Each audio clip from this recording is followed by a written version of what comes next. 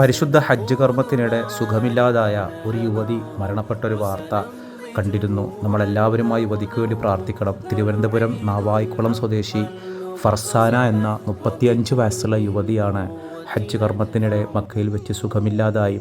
പിന്നീട് സ്വകാര്യ ഹോസ്പിറ്റലിൽ പ്രവേശിച്ചെങ്കിലും കഴിഞ്ഞ ദിവസം അള്ളാഹുവിൻ്റെ റഹ്മത്തിലേക്ക് യാത്രയായി എന്നൊരു വിവരമാണ് ലഭിച്ചിട്ടുള്ളത്. ഹജ്ജ് കർമ്മം പൂർത്തീകരിച്ച ശേഷമാണ് അവർ അള്ളാഹുവിൻ്റെ റഹ്മത്തിലേക്ക് യാത്രയായിട്ടുള്ളത്. ഭർത്താവ് സഫറിനൊപ്പം സംസ്ഥാന ഹജ്ജ് കമ്മിറ്റിക്ക് കീഴിലാണ് ഇവർ ഹജ്ജിന് പോയത്. അള്ളാഹുവിൻ്റെ ഹജ്ജും ഉംറയും അള്ളാഹു സ്വീകരിക്കട്ടെ. നമുക്കും അതുപോലെ മഖബൂലും മബ്റൂറുമായ ഹജ്ജും ഉംറയും ചെയ്യാനുള്ള തൗഫീഖ് അള്ളാഹു നൽകട്ടെ.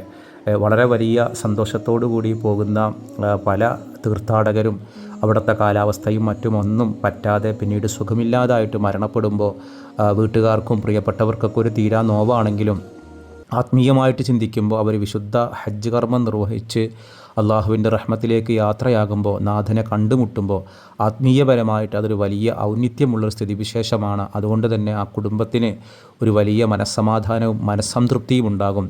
ആ കുടുംബത്തിന് എപ്പോഴും അള്ളാഹു ശാന്തിയും സമാധാനവും നൽകട്ടെ. ഇപ്പോൾ നമ്മുടെ വീഡിയോ കാണുന്ന പലർക്കും അറിയാം, മലയാളികളായ ഹാജിമാരെല്ലാം മദീനയിലേക്ക് പോകുന്നൊരു തിരക്കിലാണ്.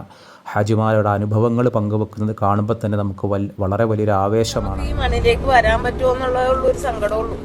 ഇത്ര നാള് നമ്മൾ അത്രയും നല്ല സന്തോഷിച്ച് തന്നെ നമ്മളെല്ലാം ചെയ്തൊന്നും അറിവില്ലാത്തവരായിരുന്നു. ഒരുപാട് ആൾക്കാരെ നമ്മൾ പരിചയപ്പെട്ടു.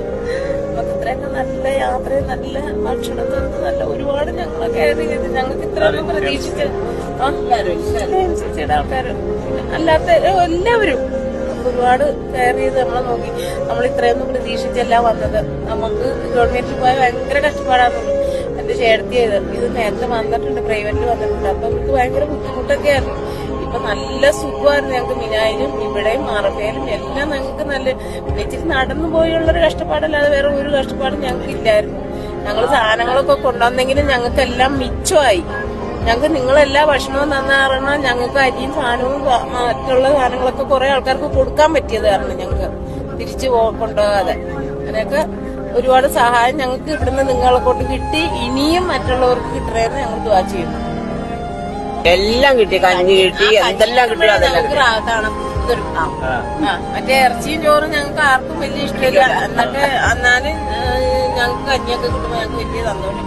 ഇന്നത്തെ ചോറും മീൻകറി അടിപൊളി.